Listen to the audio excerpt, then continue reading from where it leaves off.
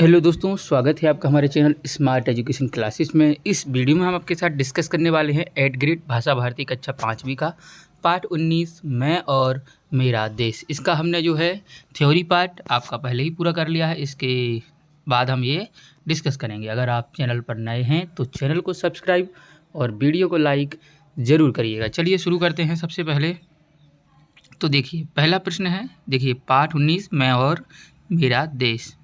तो प्रश्न पहले के साथ शुरुआत करेंगे कि युवक ने स्वामी रामतीर्थ को फल क्यों दिए। तो उसने फल दिए थे अपने देश का मान रखने के लिए, क्योंकि स्वामी जी जो है फलों के लिए काफ़ी परेशान हो रहे थे। चलिए आगे है, मोहन और सोहन बहुत तेज। वाक्य में कौन सी क्रिया शब्द आएगा? तो दौड़ते आएगा। क्या आएगा? दौड़ते हैं। तीसरा है, अन्य देश के युवक ने जापान में कौन कौन सा काम किया जिससे जो है देश का गौरव कम हुआ? तो उसने जो है पुस्तक से चित्र निकाले थे। चौथा है कि इनमें से कौन सा कार्य करना देश के गौरव को बढ़ाता है? तो घर, दफ्तर और गली को साफ रखना जो है हमारे देश के गौरव को बढ़ाता है। वह एक दुर्लभ चित्र है। वाक्य में रेखांकित शब्द के स्थान पर किस उचित विलोम का प्रयोग कर सकते हैं? तो दुर्लभ का विलोम होता है सुलभ। चलिए नेक्स्ट, रिक्त स्थान, जापानी युवक प्लेटफार्म पर खड़ा था। हमें सार्वजनिक स्थानों पर यहाँ वहाँ थूकना नहीं चाहिए। हमारे अच्छे कार्य से देश का गौरव भी बढ़ता है।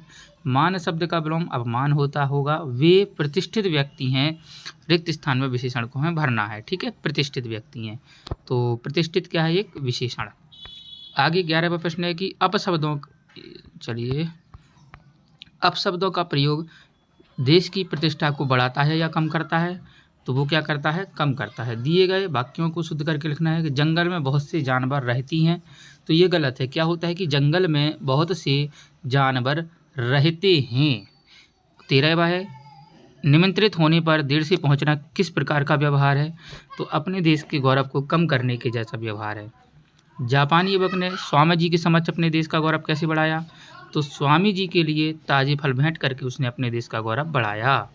आगे है, दिए गए मुहावरों का अर्थ लिखना है और वाक्यों में प्रयोग भी करना है। सिर नीचा करना यानी कि लज्जित होना। तो युवक ने अपनी हरकत से सिर नीचा कर लिया। इधर की उधर लगाना यानी कि चुगली करना। आपस में मनमुटाव करने के लिए लोग इधर की उधर बातें करते हैं यानी कि चुगली करते हैं।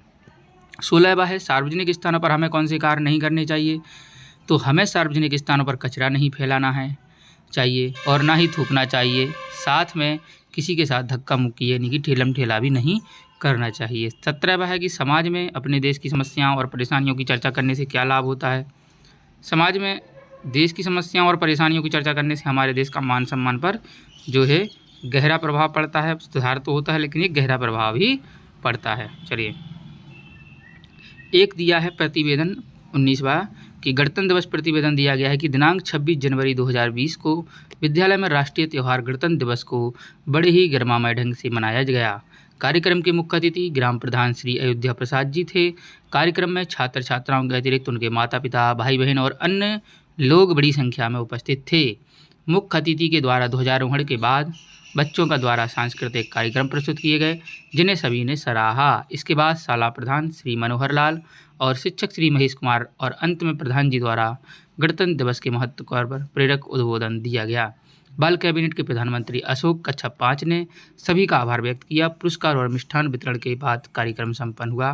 प्रतिवेदक शिक्षा मंत्री, बाल कैबिनेट, शासकीय प्राथमिक विद्यालय, जो भी स्कूल का नाम है बच्चों लिख लीजिएगा। आगे है, प्रतिवेदन किस दिवस के बारे में था? तो गणतंत्र दिवस के बारे में। गणतंत्र दिवस कैसे मनाया जाता है? तो बड़े ही गर्मामय ढंग से, जिसमें ग्राम के सभी सदस्य शामिल हुए।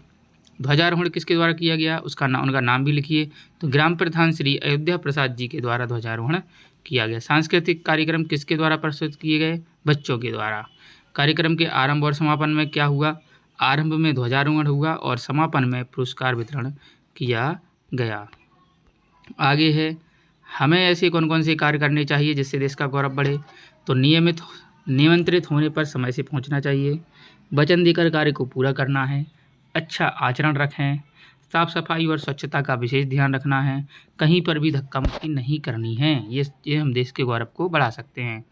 अपने शाला पुस्तकालय के संचालन के लिए आप कौन कौन से नियम बनाएंगे? कम से कम 5 नियम लिखिएगा। मैंने 4 लिख दिए, एक आप खुद लिखेंगे। हम शाला पुस्तकालय संचालन में निम्न नियम बनाएंगे। क्या बनाएंगे? पुस्तक से कोई भी छेड़खानी नहीं करेगा। पुस्तक तय समय में पढ़कर वापस करें, शांति व्यवस्था पुस्तकालय में बनाए रखें, किसी भी प्रकार की चोरी नहीं करना है। तो ये हम जो है नियम कुछ बनाएंगे। तो ये था हमारा पूरा लेसन। वीडियो देखने के लिए बहुत बहुत धन्यवाद। Thanks for watching and channel को सब्सक्राइब जरूर करिएगा, साथ ही वीडियो को लाइक शेयर भी करें। धन्यवाद। जय हिंद, जय भारत।